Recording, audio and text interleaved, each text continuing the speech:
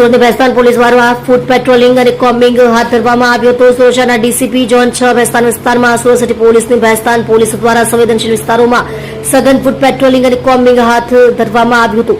કાયદોની વ્યવસ્થા જાળવવા તેમજ અસામાજિક તત્વો પર નજર રાખવા પોલીસ ટીમ દ્વારા વિસ્તારમાં ચેકિંગ, શંકાસ્પદ વ્યક્તિઓની પૂછપરછ અને સુરક્ષા વ્યવસ્થાની સમીક્ષા કરવામાં આવી હતી। ઉચ્ચ અધિકારીના માર્ગદર્શન હેઠળ થયેલી આ કામગીરીથી સ્થાનિકોમાં સુરક્ષાની ભાવના વધુ મજબૂત બની છે। ભેસ્તાન વિસ્તારમાં ફૂડ પેટ્રોલિંગ અને કોમ્બિંગમાં એસીપી સાહેબ, પીઆઈ સાહેબ અને પીએસઆઈ સાહેબ, હેડ કોન્સ્ટેબલ, પોલીસ કોન્સ્ટેબલ અને મહિલા પોલીસ અને હોમગાર્ડ જવાનો સામેલ થયા હતા।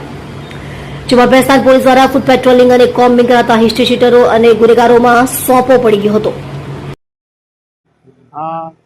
આજ રોજ સુરત શહેર પોલીસ તરફથી ઝોન 6 વિસ્તારમાં એક મેગા કોમ્બિંગનું ઝોન તરફથી આયોજન કરવામાં આવેલું છે।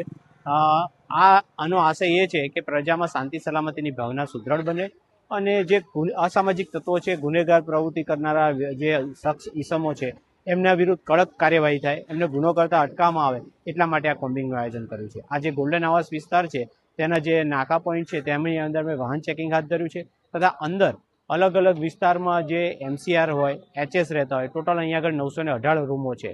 તો એમાં જે એચએસ કે એમસીઆર કે શરીર સંબંધી ગુનો કરવાની ટેવવાળા વ્યક્તિઓ છે એમના ઘરને અમે સર્ચ કરીશું। એમાં કોઈ જે ગેરકાનૂની કોઈ પણ વસ્તુ મળી આવશે તો તેના વિરુદ્ધ કાયદાકીય અમે કાર્યવાહી કરીશું। આ બાબતે અમે આટલી જે 72 ઝોન તરફથી 75 પોલીસ છે તથા બે એમાં પીઆઈ, એક ડીસીપી, 6 પીએસઆઈ, આમ કરીને આટલી પોલીસ અલગ અલગ ટીમ બનાવી અમે આ કોમ્બિંગ હાથ ધરી રહ્યા છીએ।